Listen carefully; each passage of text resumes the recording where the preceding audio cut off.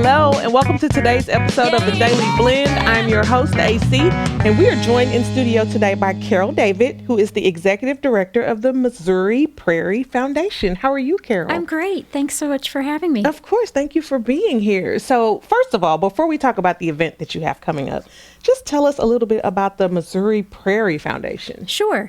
It's a 58-year-old land trust, and a land trust is a special kind of nonprofit group that protects land. We're a statewide organization, and it was started in 1966, actually right here in Columbia. Okay. And our mission is to protect original, unplowed, old-growth prairie. We once had 15 million acres of prairie in our state. Today, we have fewer than 45,000 scattered acres.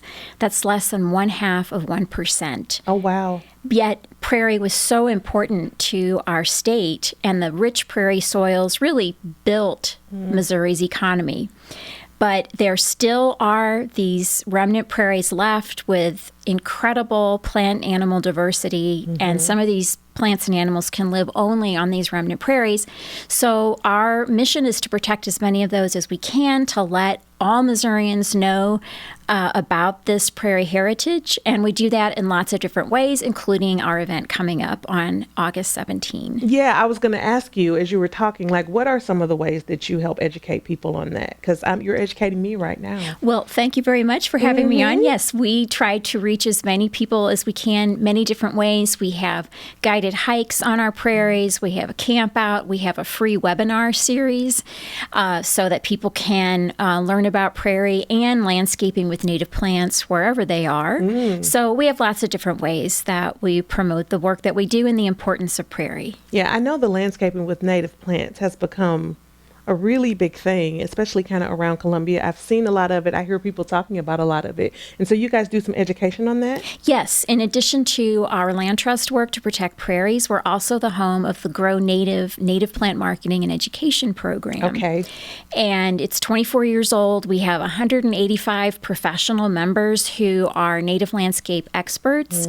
We have a Native Gardens of Excellence program, and the Mayor's Garden in front of City Hall is one of our Grow Native Gardens of Excellence.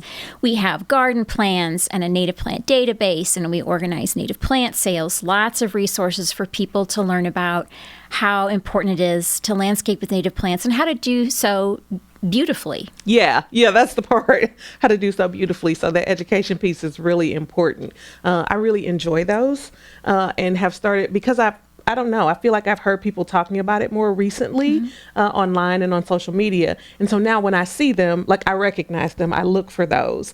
So I'm glad to know that there's a real education piece, because I've thought about it. Yeah. But it's a little scary to me.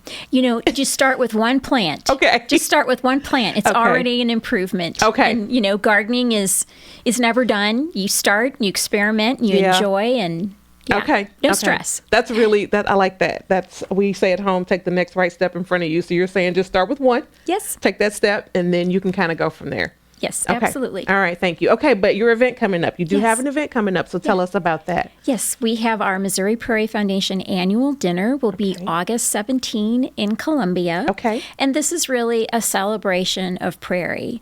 We will have a dinner, social hour, silent auction item, which helps to raise funds for our organization. And we always have a guest speaker. This year we have Dr. Chris Barnhart, who is an expert on the regal fritillary butterfly. Okay, the regal fritillary butterfly. Yes. Okay. It is a beautiful butterfly. It's iconic of prairies because it can really survive only on these original old-growth, unplowed prairies in Missouri.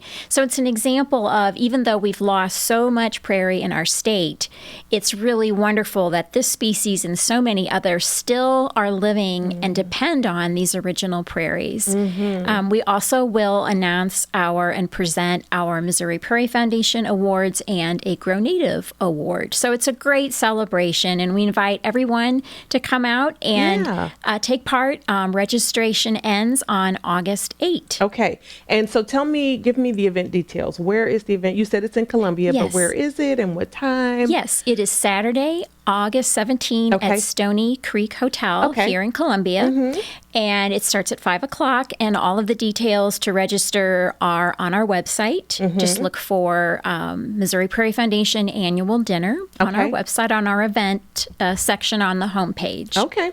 So all this talk about prairies and native growth is making me wonder, what does your landscaping look like at your house, Carol?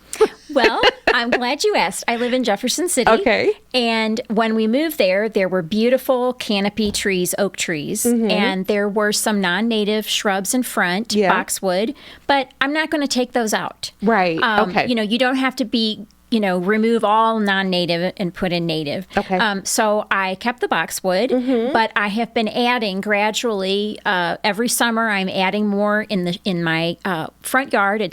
It's dry soil and shady, so Yeah. I've selected native plants that thrive in those conditions.